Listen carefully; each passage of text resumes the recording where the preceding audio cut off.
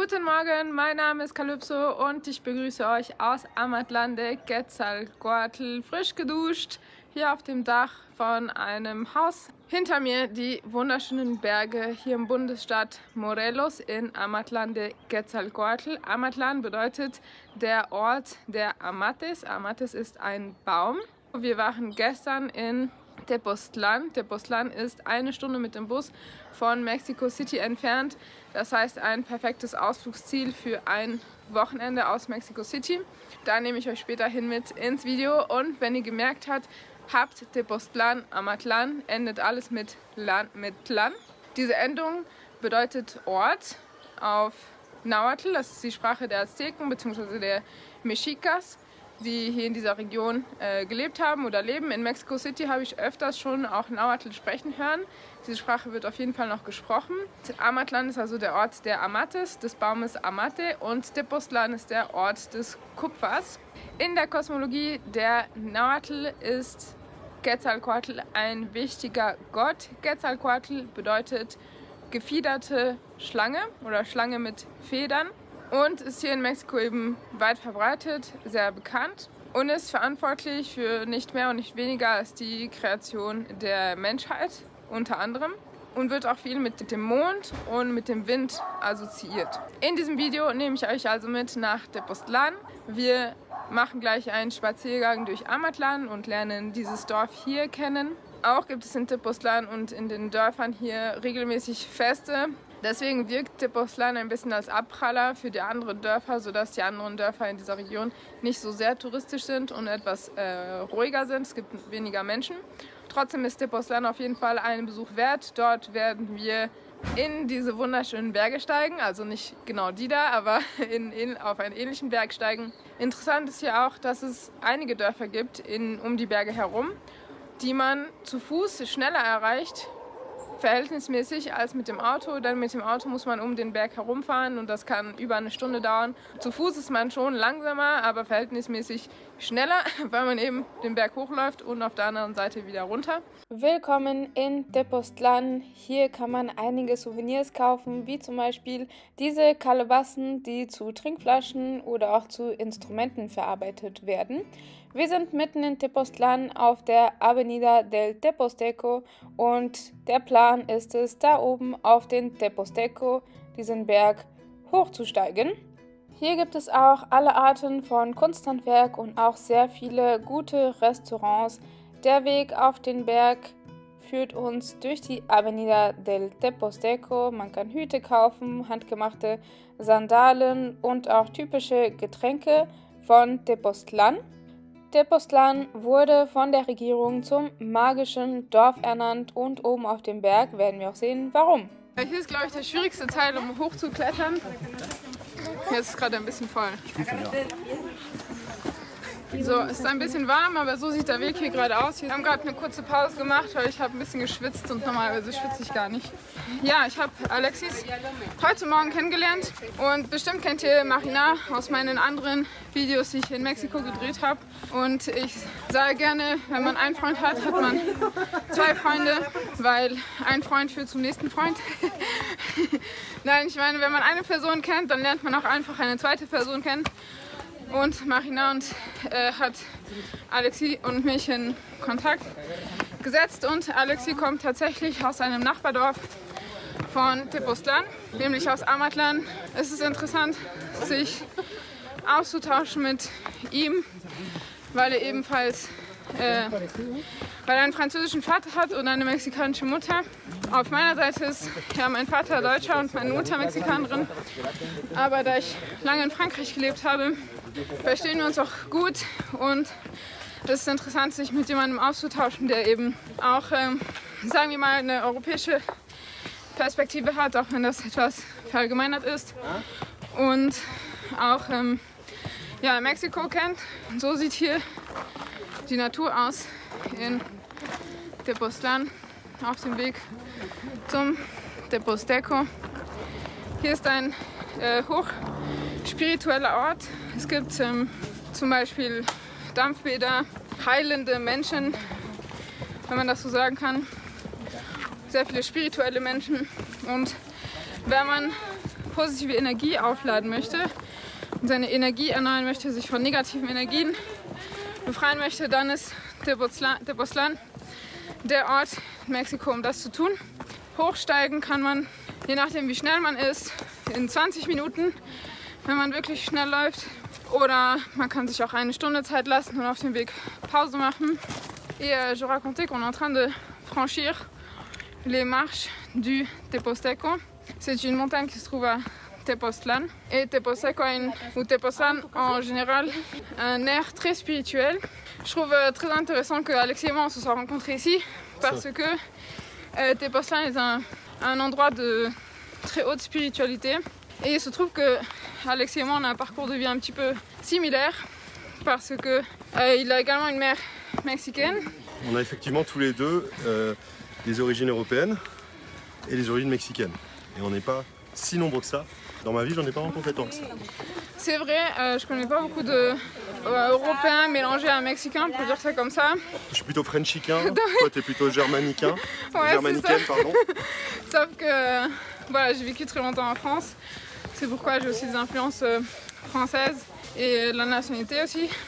Dieses Video ist im Winter entstanden.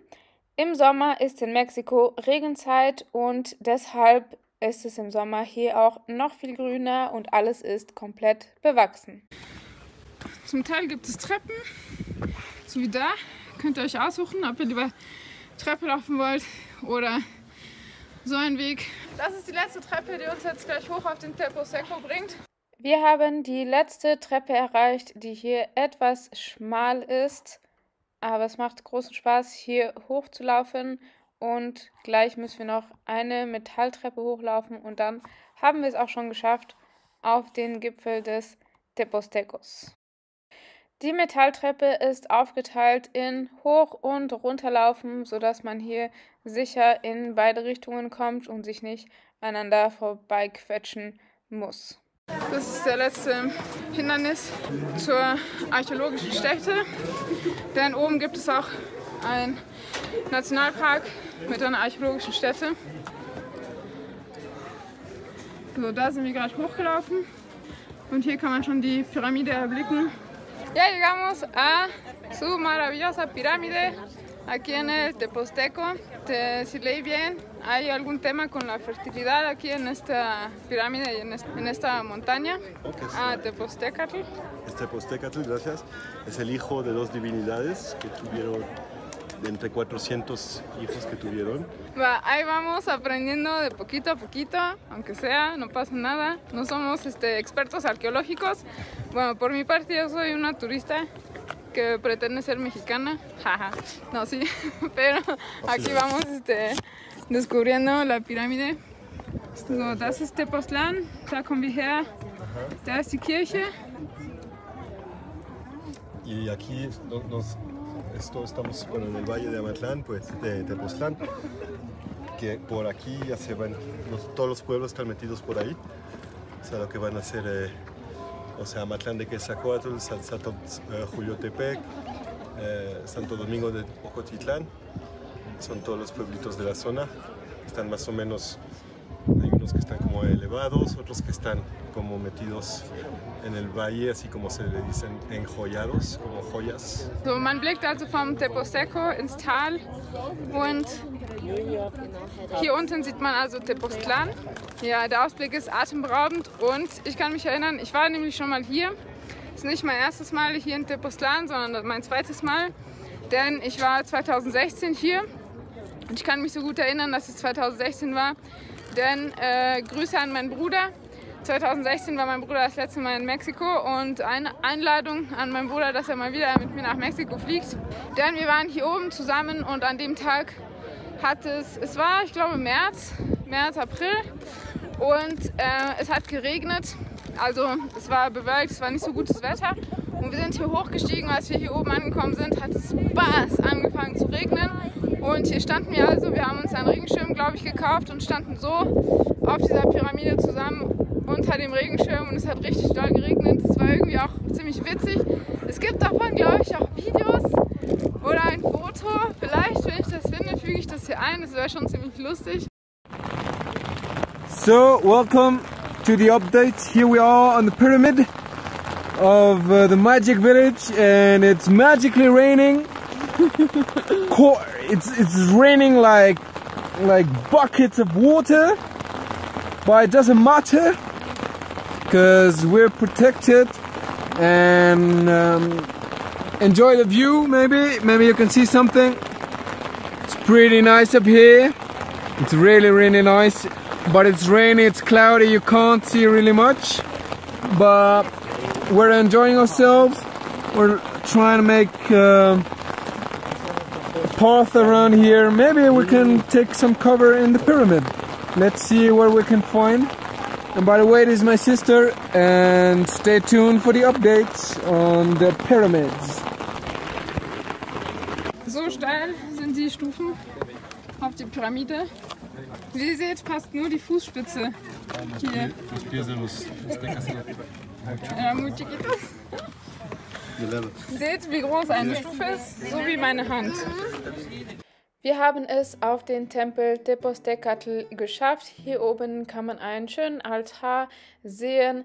Tepoztecatl wurde dem gleichnamigen Gott gewidmet.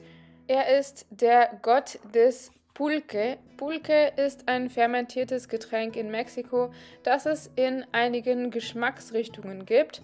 Und es gibt spezielle Pulquerias, das heißt spezielle Lokale, in denen man Pulque probieren und trinken kann. Voici l'étoile divine qui descend. L'étoile divine descend des cieux pour nous gracier de sa présence lumineuse. Llegamos. Gracias. De l'autre côté de la pyramide, il y a une zone protégée. Et ici, on peut aussi rentrer avec le même ticket qu'on te vend pour la pyramide. Et ici, il y a des animaux qui s'appellent les coatis. C'est quoi les coatis, Alexis? Alors, les coatis, ça fait partie de la famille des ratons laveurs, en fait, qu'on appelle les mapaches, ici.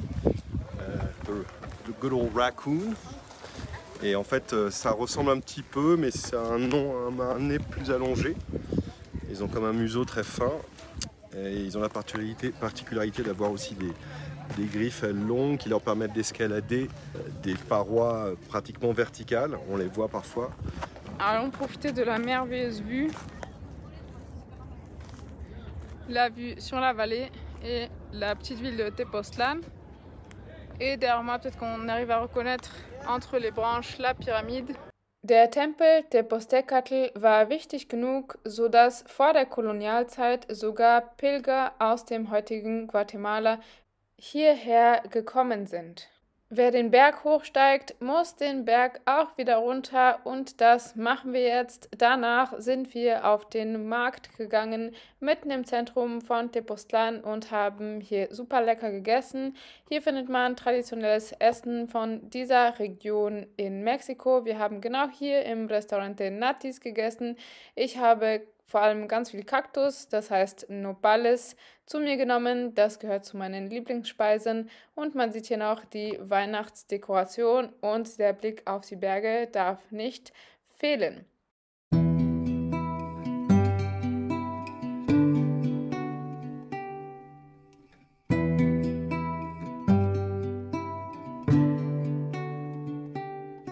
Estamos en las famosas Tepos Nieves aquí en Tepoztlán, no se lo pueden perder, comerse una nieve en Tepoztlán.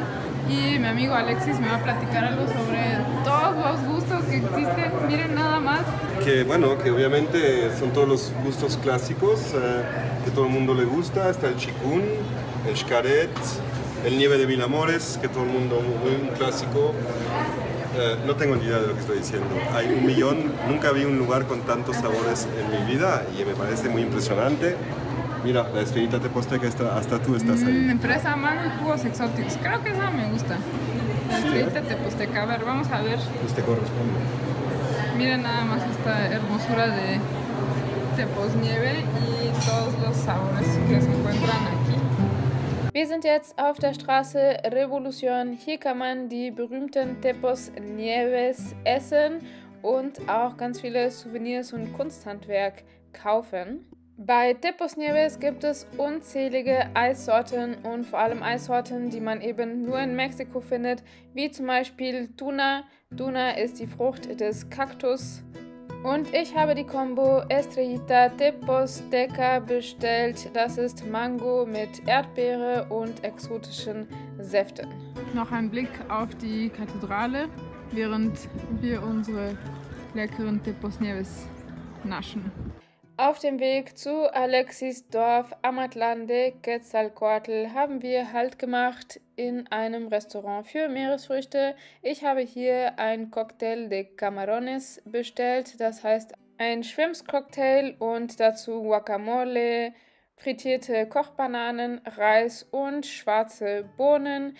In Mexiko bekommt man auch immer noch leckeren Saft dazu serviert, beziehungsweise Saft gemischt mit Wasser, und wir haben einen Guayaba-Saft getrunken, während wir den Sonnenuntergang genossen haben. Guayaba ist auch eine sehr, sehr leckere Frucht, die ich nur aus Mexiko kenne. Die Kleinstadt Tepoztlán wirkt wie ein Abpraller für die Touristen, denn Tepoztlán ist sehr touristisch. Ich empfehle nicht Tepoztlán. Wenn ihr die Möglichkeit habt, nicht am Wochenende zu kommen, dann kommt lieber unter der Woche. Buenos días, nos encontramos en Amatlán de Quetzalcoatl con mi querido amigo Alexis. Vean esas maravillosas montañas atrás de mí. Qué ricas las tortillitas. Siempre que vengo aquí tengo ganas de me gustaría poder llevarle a usted. Ich spaziere gerade durch Amatlán und ich habe jetzt gerade eine handgemachte, frisch gemachte Tortilla geschenkt bekommen. Sie schmeckt einfach nur köstlich. Ich bin vor dem Café Cua. Wir sind im ersten Stock des Café Cua und es gehört tatsächlich einem Deutschen, der heißt Lutz. Und wie ihr seht, ist es hier sehr schön, sehr gemütlich. Das Interessante an den Dörfern Tepoztlán, Amatlán und die anderen Dörfer, die hier in der Gegend sind, ist, dass die Menschen, die hier leben, die Dorfbewohner, es geschafft haben, große Investoren aus den Dörfern herauszuhalten. Das heißt, obwohl Tepoztlán zum Beispiel so hoch touristisch ist, gibt es keine Franchises, wie zum Beispiel McDonald's oder Starbucks oder ähnliches, existiert nicht in Tepoztlán, auch nicht in Amatlán. Und es gibt sogar keine Oxxos oder auch keine 7-Eleven. Das sind kleine Supermärkte, die in Mexiko sehr weit verbreitet sind und die es wirklich überall gibt. Davon gibt es eben keine in Tepoztlán, auch nicht in Amatlán und in anderen Dörfern, weil die Dorfbewohner es eben geschafft haben, ihre Dörfer für sich zu organisieren und zu schützen vor diesen großen Investoren und Franchises und stattdessen eben auf lokale Entwicklungen setzen, wie zum Beispiel eben dieses Café Cua, was hier sehr schön ist. Und ja, dadurch wird auch das schöne lokale Ambiente und auch natürliche Ambiente geschützt und man spürt wirklich eine ganz andere Energie in diesen Dörfern, die auch hochspirituell ist. Und Cua bedeutet auf Nahuatl Geschmack oder Schmecken. So heißt dieses Café von dem Kollegen Lutz. Weil Lutz ist Deutscher und hat vor 5 Jahren dieses Café angefangen aufzubauen. Wir sind gerade auf der Terrasse im 2. Stock und hinter mir seht ihr den Dorfplatz. Da gibt es eine Bühne, denn gerade sind wir zwischen Weihnachten und Neujahr. Das heißt, jeden Abend wird gefeiert auf dieser Bühne. Im Café Cua von dem Lutz gibt es auch Schnitzel und Würstchen, auch vegetarische Würstchen, mexikanische Spezialitäten und organischen Kaffee. Guten Morgen Lutz, schön, dass du dabei bist. Wie bist du in Amatlán gelandet? Ich bin eigentlich freischaffender Künstler und habe ein Studio gesucht zum Arbeiten. Durch einen Bekannten bin ich dann hier in Amatlán gelandet.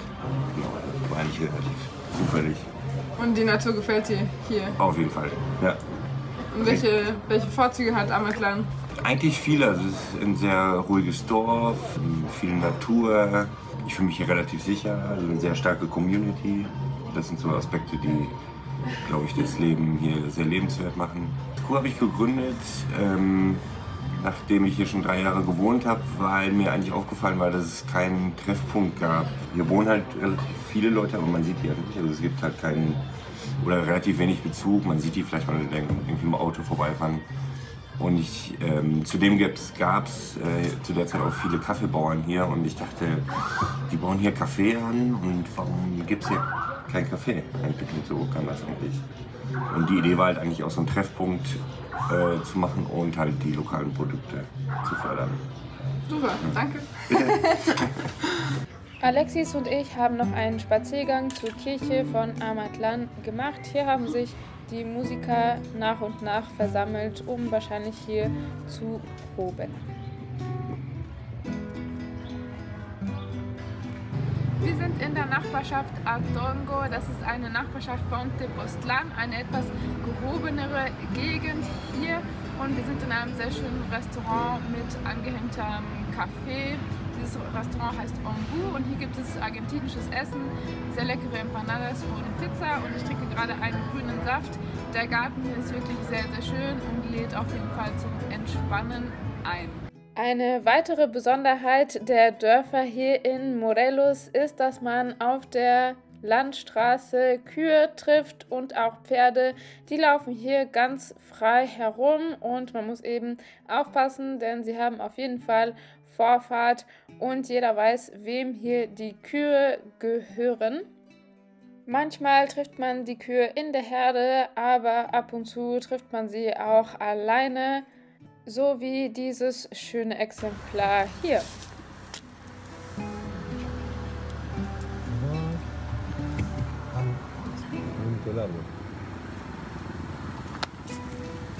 Am Spätnachmittag sind wir noch in die Berge gefahren und wie versprochen stehen hier auch ein paar Pferde rum. Die Busfahrer scheinen es schon gewöhnt zu sein und erschrecken die Tiere einfach ein bisschen, sodass sie auf die Seite weichen. Aber die Tiere scheinen auch nicht besonders beeindruckt zu sein. Sie sind hier auf jeden Fall die Herren der Landstraße.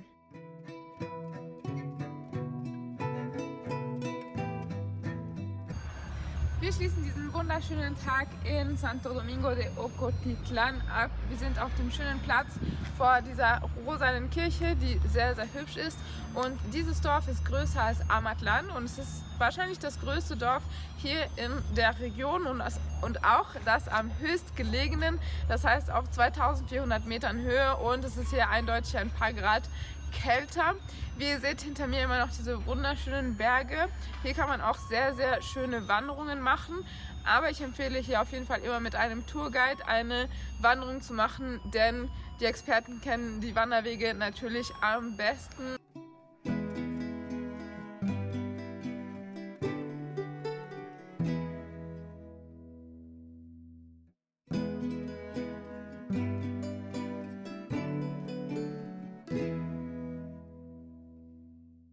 Wir werfen einen Blick aufs Café Cua von außen. Ich finde, es sieht wirklich alternativ, sehr einladend und künstlerisch aus. Es hat einen besonderen Charakter, sowie die Kühe, die ganz selbstverständlich durch das Dorf spazieren. Es handelt sich hier um eine besondere Rinderrasse, die man vielleicht an den hübschen Hörnern erkennt.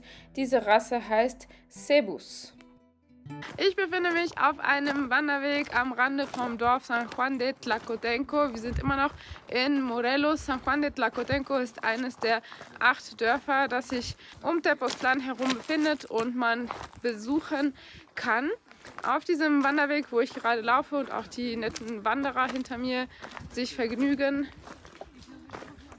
gab es mal Zugschienen, die kann man jetzt nicht mehr sehen, aber hier gab es mal Zugschienen und eine Zugstation. Vielleicht wird es ja irgendwann wieder wiederbelebt, da Züge gerade ein bisschen in Mode sind in Mexiko, wenn man das so sagen kann. Und wir wollen Höhlen suchen. Ich befinde mich gerade aktuell ganz genau auf 2300 Metern Höhe und San Juan de Tlacotenco ist hinter mir noch ein bisschen weiter oben. Die Luft hier ist super frisch, Temperatur sehr angenehm. Angeblich soll es weiter vorne einen Friedhof geben, wo man die Höhlen sehen kann. Aber ich glaube, das hier hinter mir sind schon so ähnlich wie kleine Höhlen rechts und links, aber die nicht sehr tief sind und von der Vegetation bedeckt sind. Und nach dem Friedhof soll es anscheinend noch Höhlen geben und dann laufen wir auf einen Aussichtspunkt hoch und da freue ich mich drauf, dann nehme ich euch hin mit.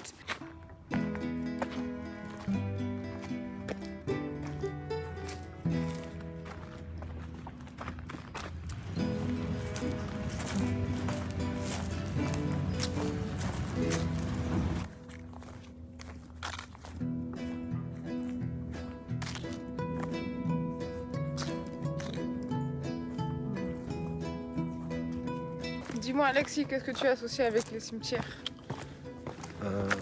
J'ai bien aimé l'autre jour, tu as dit une phrase, tu as dit la mort c'est pas le pire qui puisse t'arriver dans la vie.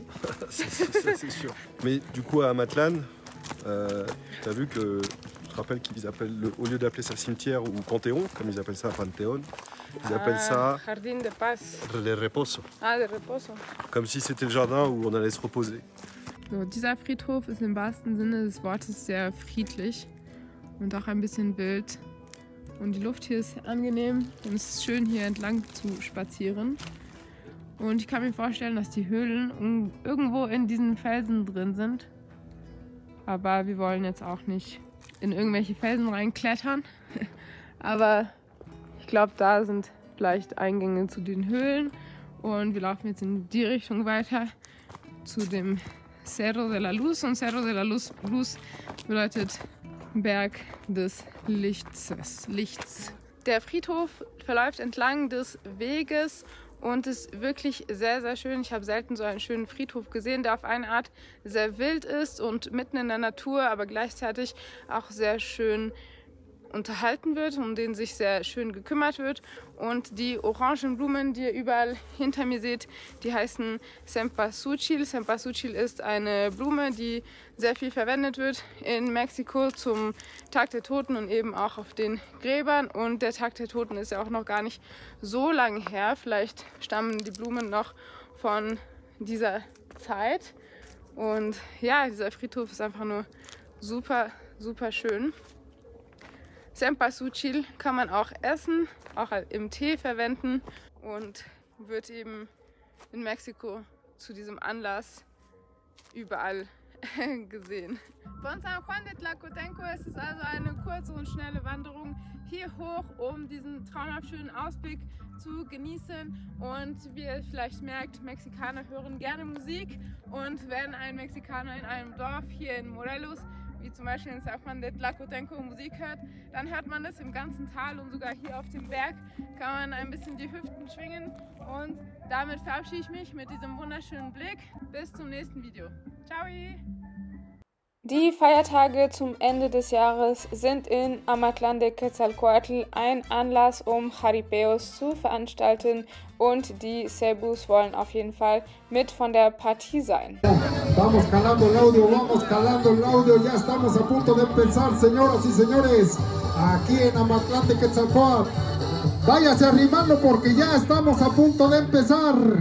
Wegen Copyright habe ich die originelle Musik vom Jaripeo herausgeschnitten, trotzdem ist sie ein wichtiger Teil von diesem Fest. Era fácil montar un toro.